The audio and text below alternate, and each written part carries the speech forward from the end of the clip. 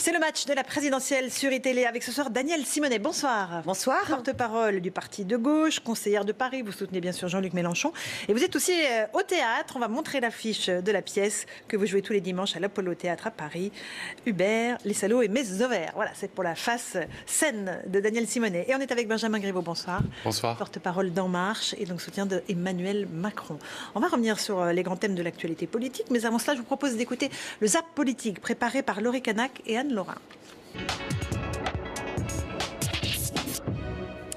Alors avant de parler de la loi El Khomri, un mot rapide sur Vincent Peillon, la laïcité, le Front National. Vous condamnez, vous êtes choqué ou pas, Danielle Simonet? Par les propos de M. Peillon sur le Front National? Non, sur le fait de comparer effectivement la situation des Juifs sous l'occupation à celle effectivement des musulmans aujourd'hui. Alors écoutez, on est dans une situation, dans un contexte où il y a, hélas, une instrumentalisation des actes terribles, terroristes, pour stigmatiser l'ensemble de nos concitoyens de confession musulmane, réelle ou supposée. Et c'est intolérable et c'est inacceptable. Et donc il y a à la fois une bataille à mener contre l'obscurantisme, une bataille à mener contre le fanatisme religieux, mais une bataille aussi à mener pour l'égalité des droits, contre le racisme. Mais on peut comparer les deux? Alors, je pense que les situations ne sont pas comparables néanmoins. Maintenant, nous savons pertinemment que le Front National joue aussi, comme l'extrême droite des années 30, sur un terreau qui vise à substituer la question sociale sur des questions identitaires et encourager le racisme. Benjamin Griveaux, votre réaction? C'est une sortie de route de Vincent Peillon sur ce sujet. Il faut comparer des choses comparables. Il ne faut pas répondre à l'outrance et aux outrances du Front National sur ce sujet si sensible pour la société française aujourd'hui, par l'outrance et par l'exagération. Plus on répond à la caricature par la caricature, moins on est crédible, moins on est audible. Il faut s'adresser à l'intelligence des Français. Ils ont été... je crois, plein de sang-froid face aux 2 années terribles que nous venons de vivre, des attentats de Charlie Hebdo, de l'hypercacher jusqu'à cet été, et que la classe politique française gagnerait à être au moins au même niveau de sang-froid que la population française. Est-ce qu'Emmanuel Macron observe de près ce qui se passe lors de cette primaire de la gauche? Est-ce qu'il a regardé les programmes des différents candidats ou pas? C'est la primaire du Parti Socialiste, c'est pas la primaire de la gauche. Donc évidemment qu'on regarde, on écoute, on est attentif, mais c'est un débat entre socialistes et donc qui ne vous concerne pas. Débattre. Non. Ok. La loi El Khomri, on vient d'entendre Arnaud Montebourg avec en phase dire qu'il l'abrogerait. Ça va dans votre sens, Danielle Simonet? Écoutez, pour l'instant, c'est Jean-Luc Mélenchon qui est crédible comme candidat, qui s'engage véritablement à abroger la loi El Khomri. Parce que je sache, les parlementaires qui soutiennent M. Montebourg comme M. Hamon, ils avaient l'occasion à l'Assemblée nationale de pouvoir voter la censure du gouvernement pour faire barrage à la loi El Khomri. Ils n'ont pas utilisé ce pouvoir démocratique. Et donc ils ont laissé le gouvernement de Manuel Valls exploiter le 49-3, qui est vraiment le pire levier de la monarchie présidentielle avec laquelle il faut en finir. Donc non, je pense que M. Montebourg n'est pas crédible là-dessus, même si je ne peux que me satisfaire que néanmoins plus d'hommes et de femmes souhaiteront exprimer le rejet et l'abrogation, ce sera une bonne chose. Mais il y a 70% des Françaises et des Françaises qui sont pour l'abrogation de la loi El Khomri, et il y a un candidat qui l'a toujours été. Et Emmanuel Macron, il est pour ou contre l'abrogation? Non, il sera évidemment pas en faveur de l'abrogation de la loi El Khomri. Il a soutenu le gouvernement. Il a d'ailleurs attendu que la loi El Khomri, le processus législatif soit arrivé à son terme avant de prendre la décision de quitter le gouvernement. Il a toujours été en soutien. Et par ailleurs, l'idée qu'il faille aujourd'hui rapprocher du terrain, de l'entreprise, des branches, les décisions qui concernent les salariés de ces entreprises et justement donner du grain à moudre aux partenaires sociaux dans les branches et dans les entreprises, c'est clairement la philosophie dans laquelle il s'inscrit. Donc non, il n'abrogera pas. Mais il ne la touche pas du tout? Je veux dire, il la garde telle quelle? Ou on va peut-être aller même un peu plus loin sur certains sujets, parce que moi, ce qui me frappe, c'est que la loi ne peut pas tout régler. Vous ne faites pas une loi qui concerne une entreprise du CAC 40 et puis une PME ou une toute petite entreprise qui est en phase de croissance, je ne sais pas moi, au fin fond de mon territoire natal, la Bourgogne par exemple. Vous ne pouvez pas appliquer la même règle à tous, ça ne fonctionne pas, ça n'a jamais fonctionné. Ça bloque la croissance et ça bloque la création de richesses et d'emplois. Vous êtes peut-être d'accord avec M. Montebourg, parce que justement M. Montebourg, lui, avait défendu un code du travail particulier pour les PMI, ce qui pour nous, avec Jean-Luc Mélenchon, est quelque chose de terrible, parce qu'on souhaite au contraire qu'il y ait un progrès social et que le code du travail doit garantir l'égalité toutes et tous, et qu'on est contre justement la loi El Khomri qui, en inversant la hiérarchie des normes, fait que des accords d'entreprise peuvent être plus défavorable aux salariés que les accords de branche et que la loi, ce qui est une catastrophe. Et finalement, ce que vous venez de dire est assez proche de ce que dit Arnaud Montebourg, quoi. On fait finalement des codes du travail différents, comme si on pouvait faire un code de la route différent selon les quartiers. On a une vraie différence d'approche, c'est que nous, on croit à l'intelligence des salariés et à l'intelligence des Français. Moi, je crois aussi à l'intelligence, mais je crois, hélas, au rapport de force inégal dans le rapport salarial qui est un lien de subordination à l'employeur. À la place des partenaires sociaux dans ce processus. La loi ne peut pas tout régler. Il faut en finir avec cette maladie française. Non, c'est pas une maladie française, c'est une conquête sociale de tout vouloir qui est de réglementer, permettre l'égalité. C'est une conquête sociale et républicaine. Je peux terminer ma phrase. Emmanuel Macron a, dès le mois d'octobre, expliqué qu'il y avait un ordre public social et que la loi devait fixer les grands principes, il n'y avait pas de sujet là-dessus. Donc il n'y aura pas d'exploitation, etc. Mais qu'en revanche, ne pas faire confiance aux salariés qui sont dans les entreprises, aux partenaires sociaux, qui bien souvent, les délégués syndicaux sur les sites des entreprises sont beaucoup plus responsables que les responsables nationaux de ces syndicats qui ne font plus de syndicalisme, ils font de la politique. Les syndicats sur le terrain, moi j'ai été élu local quelques années sur le terrain, j'ai travaillé avec des syndicats FO, CGT, CFDT, très responsables, qui trouvaient des accords majoritaires, qui sont bénéficiaires pour les salariés en termes de pouvoir d'achat et d'organisation du temps de travail. Il faut faire un peu confiance aux gens et à l'intelligence des gens. Allez. Et ne pas vouloir materner. On va parler du revenu universel d'existence qui est proposé notamment par Benoît Hamon, un revenu qui serait d'abord augmentation du RSA de 10% dans un premier temps, donc sur la durée du quinquennat, et puis dans un deuxième temps, le passer à 750 €, et là, pour tous les Français. Est-ce que sur la philosophie, d'abord, vous trouvez que c'est une bonne idée l'un et l'autre, après sur la mise en œuvre et le financement? Benjamin Griveaux. Non, sur la philosophie, le travail occupe dans nos sociétés une place centrale, et on le voit bien. Quand vous avez 6 millions de personnes qui n'ont pas d'emploi, quand vous avez dans des quartiers des jeunes qui, pour ceux qui ont moins de 25 ans, pour 25% d'entre eux, quand on est dans des bons quartiers, pour 50% d'entre eux dans certains quartiers plus compliqués, ne trouvent pas de travail.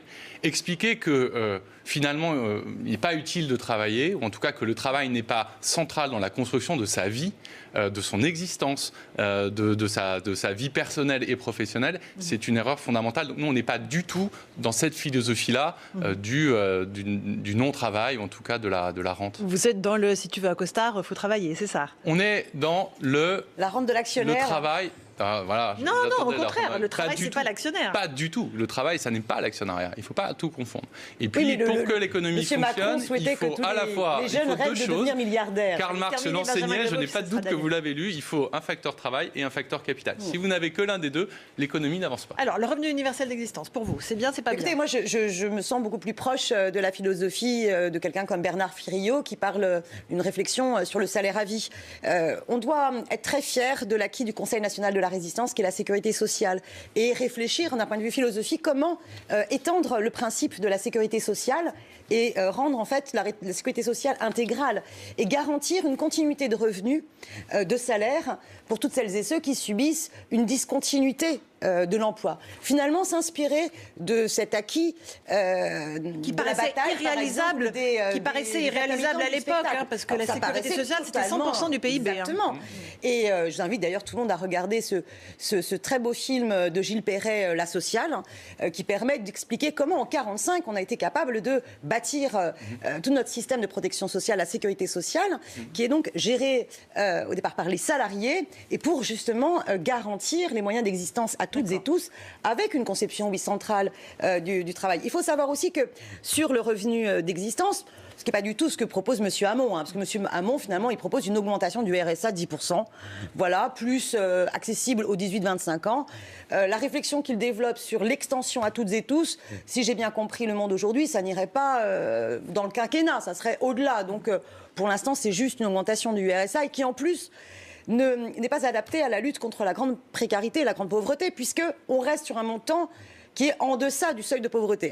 Alors que M. Mélenchon propose, et la France insoumise dans son programme, propose une augmentation des minima sociaux pour qu'aucun soit inférieur au seuil de pauvreté, parce qu'il faut enfin garantir la dignité à toutes et tous. Alors là-dessus, sur cette grande pauvreté, vous avez travaillé sur le dossier, comment y remédier ? La pauvreté, vous avez en France une conception très qu'on appelle relative de la pauvreté. C'est-à-dire qu'on calcule votre niveau de pauvreté en fonction du revenu médian. Et donc, si on imagine dans un monde un peu fou que tout le monde perd 10% de salaire, vous aurez moins de pauvres alors que tout le monde aura perdu du pouvoir d'achat. Donc la question de la pauvreté doit être abordée aussi sur les besoins premiers finalement, les besoins fondamentaux. Qu'est-ce qui aujourd'hui fait que quelqu'un tombe dans la pauvreté? Quels sont les besoins fondamentaux? C'est le logement, c'est la santé, c'est pouvoir se déplacer pour trouver par exemple un travail, ce qui est de vraies difficultés dans certains territoires. C'est même parfois l'accès au numérique, qui est peut-être un nouveau droit qui a émergé depuis 10 ans parce qu'aujourd'hui les recherches d'emploi se font leboncoin.fr, c'est l'endroit où vous trouvez le plus facilement un boulot. Donc c'est une réflexion qui doit être conduite à la fois sur la valeur absolue de ce qu'est ce panier de besoins premiers, et puis sans doute aussi faut-il explorer la piste de la simplification parce qu'il y a un enchevêtrement de minima sociaux. Vous avez une chose qui est très peu connue en France, on entend beaucoup les gens taper sur un système dit d'assistanat, qui est un mot insupportable. Or, vous avez beaucoup de gens qui pourraient parfaitement avoir droit au RSA et qui ne le demandent pas. Il y a un droit au non-recours qui est absolument important sur ces minima sociaux. Donc il faut informer, mais il faut aussi probablement fondre ça et simplifier les choses parce que c'est très compliqué. C'est pas des discours qui sont si différents que ça, en fait, entre vous deux. Mais vous savez, Danielle Simonet, elle joue au théâtre le dimanche. Et je trouve ça formidable parce que j'imagine que vous êtes contre l'ouverture dominicale et contre le fait de travailler le dimanche. La culture et la société de consommation, mais vous y travaillez le dimanche. Et donc la culture et la société de consommation, c'est pas du tout la même chose, monsieur. Le guichet, etc. La culture et la société de consommation, ça n'est pas du tout la même chose, monsieur. Vous savez que vous pouvez parfaitement aller acheter un livre le dimanche. C'est autant de la culture que d'aller vous écouter, ce que je ferai avec grand plaisir au théâtre. Non, je suis contre l'ouverture des supermarchés le dimanche et je continue à considérer que ces lois de M. Macron, qui visent à casser la réglementation des métiers, à favoriser le travail du dimanche, à développer l'écart Macron, à être monsieur le VRP dimanche, du en particulier des étudiants qui sont souvent c'est à la fois antisocial et anti-écologique. Voilà. Donc ça n'est absolument pas la solution. Mais pour en revenir à la question,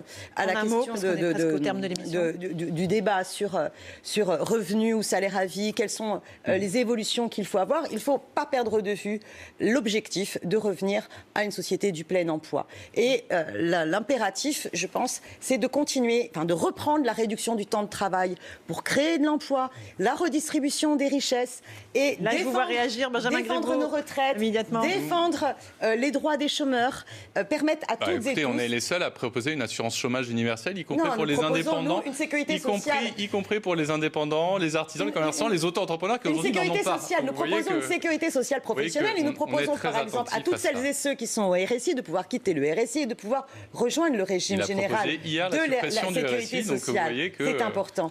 Et surtout, vous rejoignez les positions d'Emmanuel Macron. Pour la requalification en salariés de tous les travailleurs ubérisés qui subissent justement ce modèle que défend M. Macron, ce modèle d'Uber, qui est le modèle du travailleur sans droit. Vous savez, Uber, c'est le premier employeur en Ile-de-France des jeunes des quartiers. C'est le premier esclavagiste et qui va remplacer des emplois en CDI ne travaillaient pas et qui mettant à la place des personnes ubérisées, c'est pas en traitant d'esclaves des gamins qui n'avaient pas de boulot et qui ont trouvé un boulot et un peu de dignité. Je vais vous donner un exemple. On va pas vous réconcilier ce soir, c'est un débat très intéressant. Merci d'y avoir participé tous les deux, Danielle Simonet et Benjamin Griveaux. Vos positions sont finalement assez éloignées après en avoir débattu avec vous deux. Dans un instant, c'est le 20h foot avec Pascal Praud. On va revenir sur le bilan de Zinedine Zidane au Real de Madrid après un an. A tout de suite sur une bonne soirée.